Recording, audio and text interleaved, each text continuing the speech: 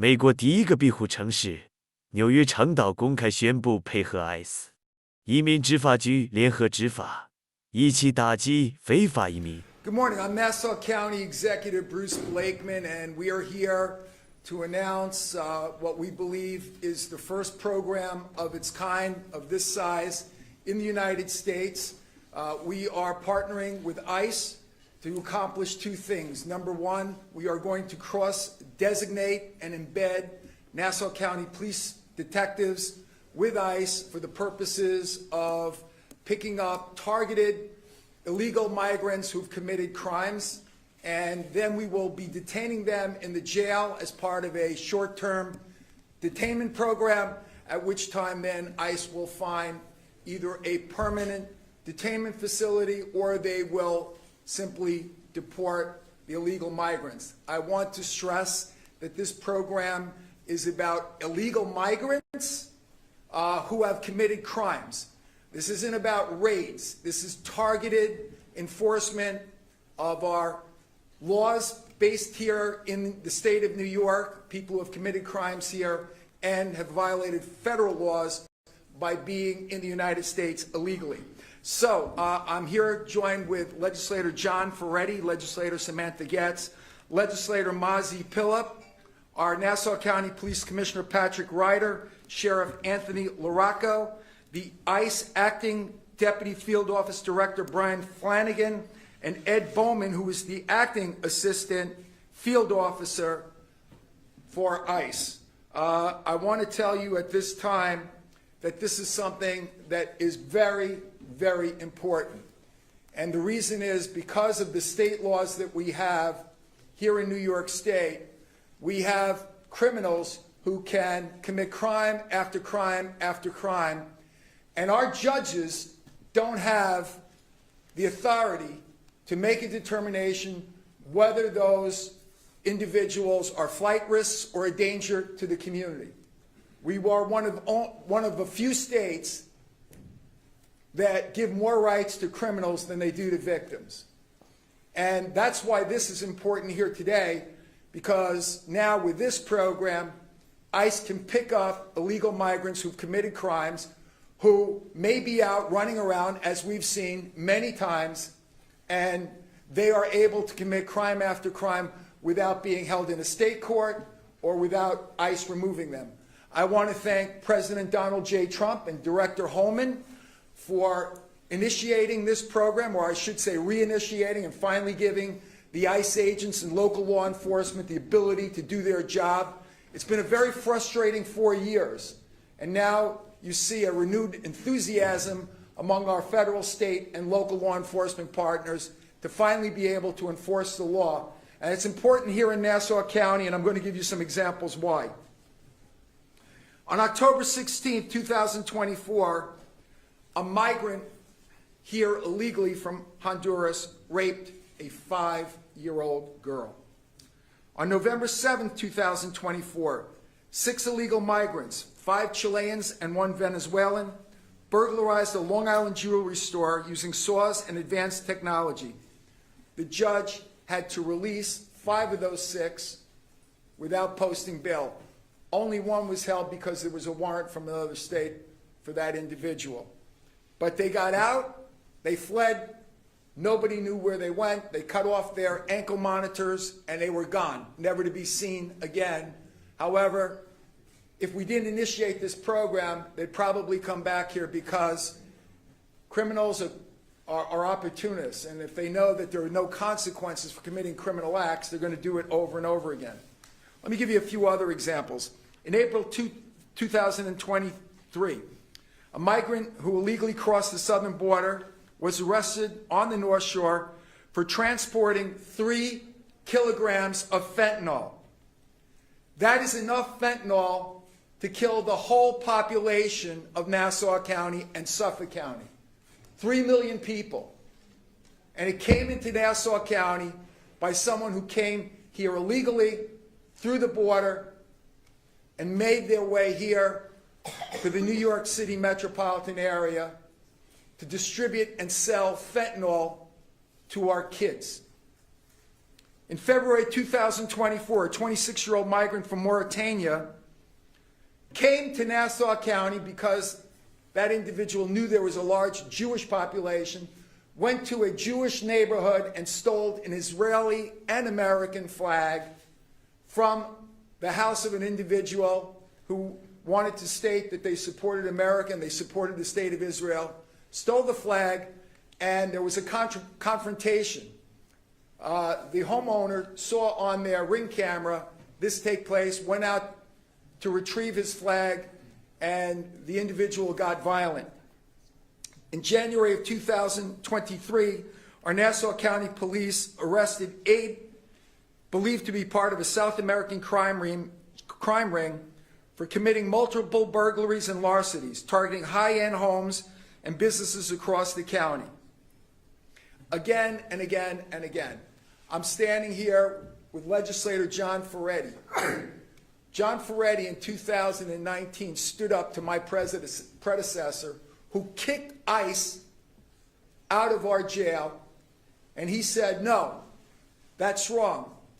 This is a county where we enforce the law, and due to his efforts and the Republican majority on the county legislature, they were able to convince the county executive to put ICE back where they belong, at the jail, so that they could do their work protecting this county.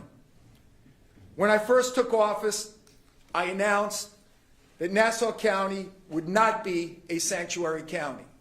And as a result, we haven't seen the crime, the lawlessness that is seen in other parts of the United States and certainly around here in the metropolitan area. And U.S. News and World Report has stated that we're the safest county in America.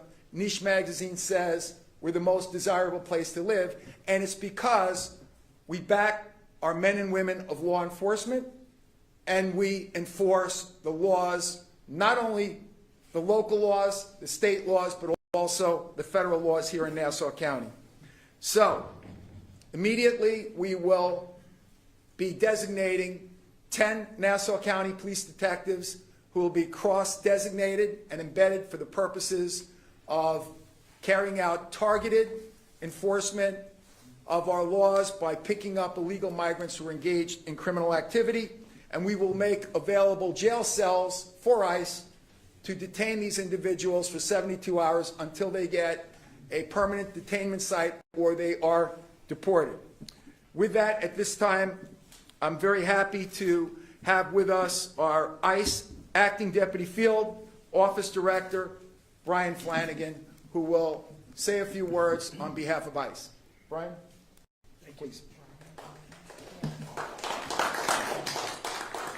Good morning. My name is Brian Flanagan. I'm the Acting Deputy Field Office Director for ICE's Enforcement Removal Operations, New York City Field Office. I would like to take this opportunity to extend our heartfelt thanks to Nassau County Executive Bruce Blakeman and enforcement partners at the Nassau County Sheriff's Department for their invaluable cooperation in our efforts to apprehend and remove egregious alien offenders from our New York communities. Our partnership sends a clear message that ICE and Nassau County stand committed to prioritizing the safety of our public. By providing 72-hour bed space, Nassau County will enable ICE to house and transfer potentially dangerous alien offenders in a safe and secure environment, thus providing security to our officers, the detainees, and the public at large. Protecting public safety remains at the heart of everything we do as law enforcement officers, and we sincerely thank Nassau County for their incredible cooperation in our endeavor. Thank you. Thank you very much. Brian, thank you for the great job that the courageous men and women of ICE do not only here but throughout the country. At this time, for some remarks and to speak with greater specificity on this program is our great Nassau County Police Commissioner Patrick Ryder, who does an outstanding job each and every day and understands the importance of having partnerships with our federal, state, and local law enforcement partners. Commissioner? Good morning. First, we have and we always will have partnerships with all of our federal partners, including ICE. That has never stopped. When there is a judicial warrant out there, we do the enforcement, we notify ICE, and if they're held in the jail, that's where they interact and they start the process for deportation. There is now a change in that when it comes to the administration. administrative side of items. If we make an arrest and I'm going to let somebody out on an appearance ticket because of no bail at my station house, I will be notifying ICE that this person is here undocumented and that they will be able to come and pick that individual up. If that individual is not possible, if they're not available, we will use the 10 cross-designated detectives who are task force members to go and then bring those people to the jail where they will be held on the ICE detainer. Again, we want everybody to understand something. We are one of the most respectful and professional police departments in the country. We have the backing by our county executive and our legislative body to go out and keep the people of Nassau County safe. We do that every single day. Nothing's going to change. But we will be respectful in that process and be professional, and we will always stand with our partners in ICE to make sure that they get to do their job, and we will assist them, especially with these individuals that are cross-designated. Any questions? Yes, sir. And the federal government is helping fund this? Yes. Yeah. The federal government will be reimbursing us as they do with our participation in other task force, like the Joint Terrorism Task Force. And it's just the detectives, it's not the Nassau County militia or anything like that? I don't know what you're talking about. I think she's referring to the special deputy program. Are they involved in this? They have nothing to do with this, and I do not see a circumstance where they would ever be any part of this. Luis, is this being enacted through the 287G program? And if so, how is it different from all the other dozen of partnerships through that program nationwide? Well, the difference is that I believe we're the first major county in the United States that is actively involved in designating, cross-designating and embedding our Nassau County detectives, as well as providing jail cells for temporary detainment. So the program has been in effect, but it hasn't been operating because of the politics of the prior federal administration. Under President Trump, they are going to do their job. Will they be empowered to make arrests and issue warrants to 10 detectives? Yes, of course. Yes, they'll have the same same authority as the ICE agents. So these 10 detectives will solely be working with ICE on? No. Okay, they'll be doing other things too. No, they'll be doing other things too, but when needed, if there is, let's say, an individual who is arrested, that's an illegal migrant, that has committed crimes, in that circumstance, we will notify ICE, and as Commissioner Ryder said, if ICE is not readily available, we will have the designated police officers, the cross-designated police officers, the detectives handle that situation. Sir, if an undocumented person is caught up in these raids and has not committed any crimes. There's no raids. I want to make that clear. Okay, so in the arrests, if an undocumented migrant has been in the country for a while and has not committed any violent crimes, is caught up in that arrest situation, will they be deported? Well, first of all, I don't want to distinguish between violent and nonviolent crimes. We have burglary rings that have been operating here by illegal migrants who are committing crimes that cost the taxpayers and the people who do business in this region a lot of money. And they put them in dangerous situations. So I wouldn't characterize it as just violent criminals. If you are a criminal and you are here illegally, then of course the program will take effect and we'll take action. So let me restate that if they are not, outside of being undocumented, which is a crime, outside of that, will they be deported? Do you support that? I support deporting illegal migrants who commit crimes here in the United States 1,000%. So I support that. But as I stated before, ICE will make a determination whether they are going to permanently detain or whether they're going to deport. And that's something they'll do through the processes that they have in the structure of ICE. So we, at Channel 11, we have on camera, we have a DEA regional director saying that they will deport undocumented immigrants, migrants that are caught up in this, and their crime is being just undocumented. They will be deported. My question is, I'm going to ask you, sir, is that going to be supported by you and the police department? Is that the path you're going to take? If they're illegal migrants and they're criminals and they're caught up, let's say they're hanging out with somebody that was the target, we wouldn't just let them go if we knew they were a criminal and they were here illegally. Of course, ICE and our detectives would pick them up at that point. That's just common sense. So is there a scenario where you can declare this issue an emergency, to which then those special agents and Stop with the special agents. They're going to have nothing to do with this. Again, I'm going to say for the last time that I have created a list primarily of American military veterans and retired law enforcement in the event there were an emergency and we had to ask for extra help as Superstorm Sandy, as blizzards might require, to protect infrastructure. They would not take the place of the Nassau County Police Department. They are not a militia, and they are good citizens who are willing to volunteer in the event of an emergency. And quite frankly, Westchester County has been doing this for years, and they actually have activated them without an emergency. They continue to activate the same program. It's a statewide program. It's nothing new to New York. All I did was create a list. So I want to make that very, very clear.